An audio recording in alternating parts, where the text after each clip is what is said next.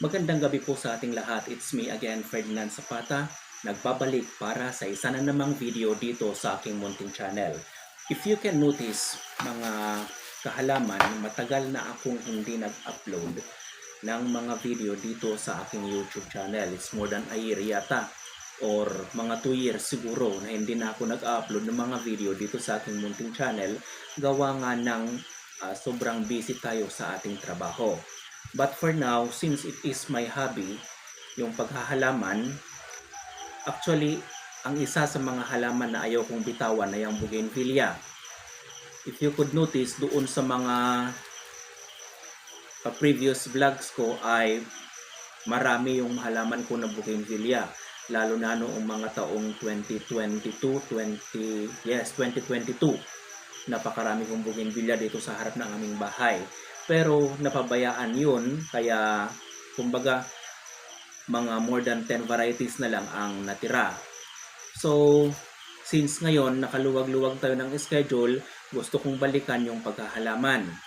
And gusto kong ituloy yung pagpaparami ng iba't ibang varieties ng bougainvillea dito sa aming bakuran. So, naghanap ako diyan sa Facebook ng mga possible sellers ng bougainvillea. And I am so happy na merong isang seller sa kabilang bayan na kung saan nagbebenta siya ng mura sa mga rare, semi-rare na halaman or bougainvillea. Dito kasi sa amin ay merong nagtitinda ng bougainvillea pero 250 yung isa. Sa mga maliliit na halaman, 250, 350, ganun yung bentahan nila. So sa akin naman parang medyo mahal yun, no? Lalo na pag maliliit pa lang yung halaman. Now, itong taga-kabilang bayan, nung nag-message ako sa kanyang messenger, very accommodating siya. Sinabi niya sa akin yung mga possible prices. Siyempre, kapag silang magdi-deliver, may charge na yon, additional charge na yon. So it would be best, sabi niya, pagpunta ka dito sa amin at nang makita mo talaga actual yung mga halaman. So ang ginawa ko, tinawag ko yung pamangkin ko, tricycle kami, punta kami doon sa kanilang tahanan, and nakita ko talaga yung kanyang bougainvillea garden. Napakarami niyang bougainvillea, napakarami niyang pinopropagate, and talagang nagtitinda siya ng iba't ibang varieties ng bougainvillea. And so sabi niya sa akin, since nagpunta ka naman dito sa aming tahanan, bibigyan kita ng discount sa mga bougainvillea na bibilhin mo. And sobrang tuwa ko kasi yung mga binenta niya sa akin, mga rare, semi-rare na bougainvillea or varieties ng bougainvillea, at binigay niya lang sa akin ng 2,000. 27 yun na varieties, yun ang binigay niya sa akin. At yun ang mga tig-tig-isahin natin, yun ang ibahagi ko sa inyo sa vlog na ito. Ang uunahin natin ay itong Nova. Pinakita niya yung bulaklak sa akin, napakaganda kanina yung bulaklak sa Nova. Pangalawa, itong Maharajinda. Ang alam ko lang na Mahara yung pink. Meron palang iba't ibang kulay. Rooted ng mga yan. Then pangatlo, we have itong Awan Berlalu.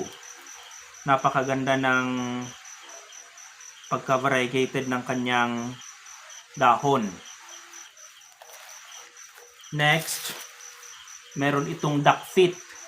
Tinawag itong duckfeet dahil sa shape ng kanyang dahon. Actually, nakikita ko lang ito sa mga bougainvillea seller. Hindi ko naman alam na meron pala siya doon.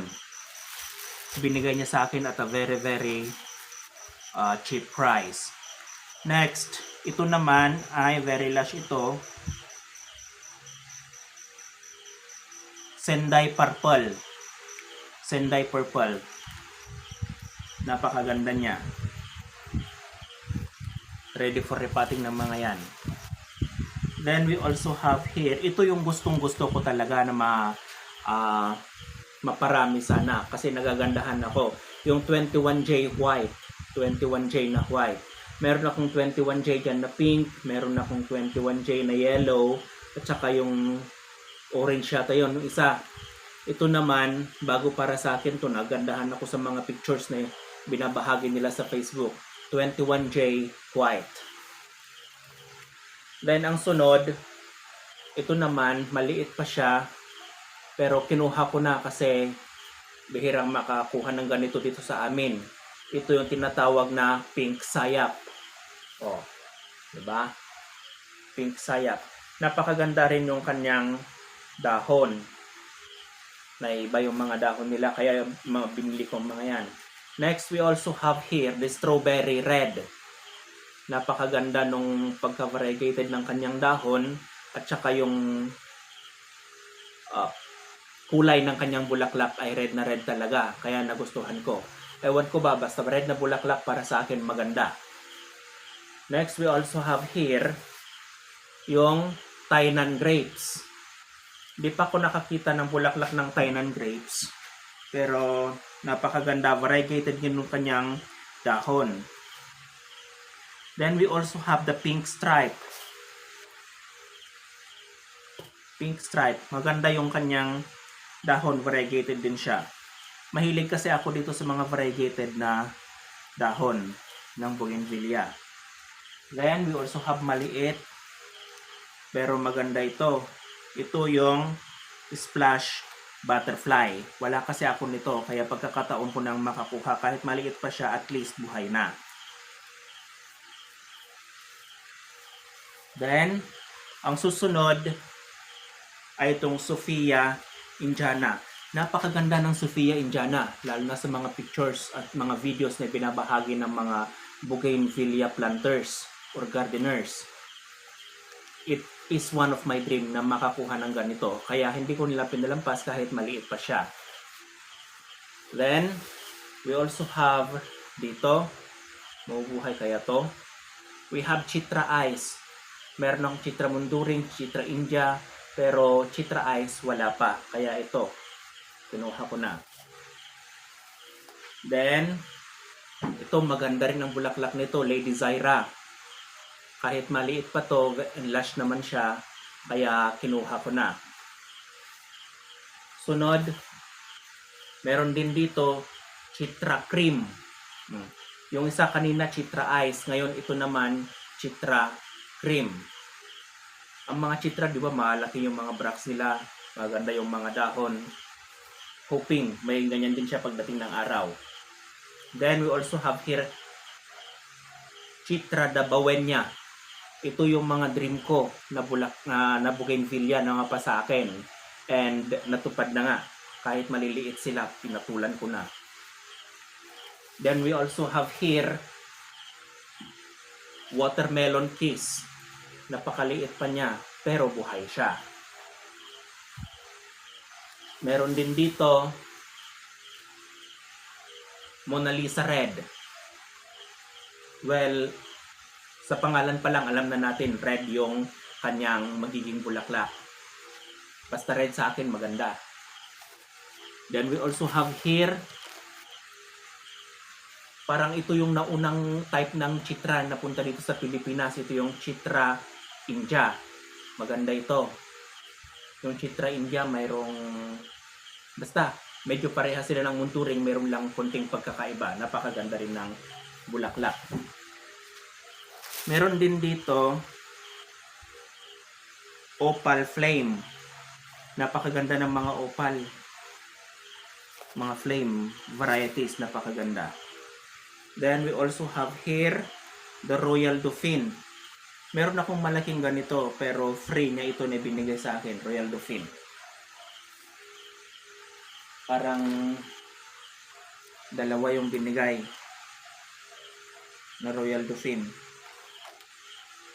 Napakaganda. Meron din dito yung green apple. Tinawag itong green apple kasi nga daw yung bulaklak niya ay green. Malalaman ko pagdating ng araw pag namulaklak to. Meron din dito yung sunray. Yung pinakita niyang bulaklak sa akin, napakaganda kaya nagustuhan ko. Maganda rin ang dahon nito. Then, meron din dito yung orange butterfly. Variegated din ito. Ang nasa akin na orange lang yung orange sunset. Then meron din dito Chitra India. Bari dalawa na yung Chitra India. Napakaganda ng Chitra kasi ang lalaki ng mga dahon. Then meron siyang ibinigay na kumbaga parang free dahil bumili ako sa kanya itong 21J Pink na variegated. Napakaganda ng dahon nito. Meron akong tinanim na ganito pero hindi naman pinalad na mabuhay. Ito lahat yung mga nabili ko ng 2,000 pesos. Mga rare at semi-rare na bougainvillea varieties. Napakaganda ng dahon nitong awan berlalu. Pati rin naman itong pink stripe. Napakaganda ng dahon. Ito naman yung Lady Zaira. Mabuhay sana yan. Ito naman si Strawberry Red. Napakaganda ng dahon. Yung Dauphine, Royal Dauphine. Nasaan ka na ba, Royal Dauphine?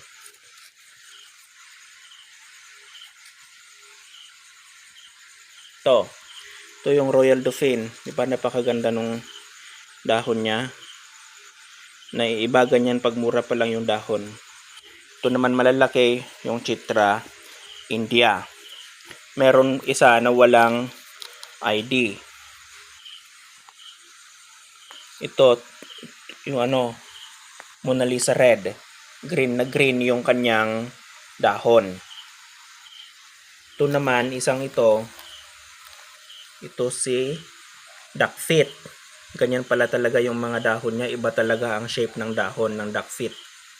Ito napakaganda rin ng kanyang dahon. Ito ay si awan berlalu. Yeah.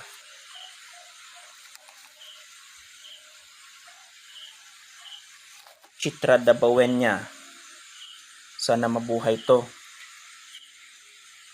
And then meron din namang ito. Maganda rin yung kanyang dahon. Ito si Splash Butterfly. So that's it. Mga kahalaman. Yan lahat. 27 varieties. Nabili ko sa halagang 2,000 pesos. Ang mga halamang ito ang magiging kumbaga gagawin kong mga mother plant ang mga ito kasi nga bagong variety sila para sa akin. I hope that in the near future makapag-propagate ako ng mga ganitong halaman para makapag-share naman tayo sa iba. Napakamurang ibinigay sa akin kaya pagdating ng araw magbibigay rin ako sa ibang tao na magkakagusto ng mga ganito. Diba? Sharing is the reason why we are living. Para maging maganda yung environment natin, maging maganda yung community natin. Maraming salamat!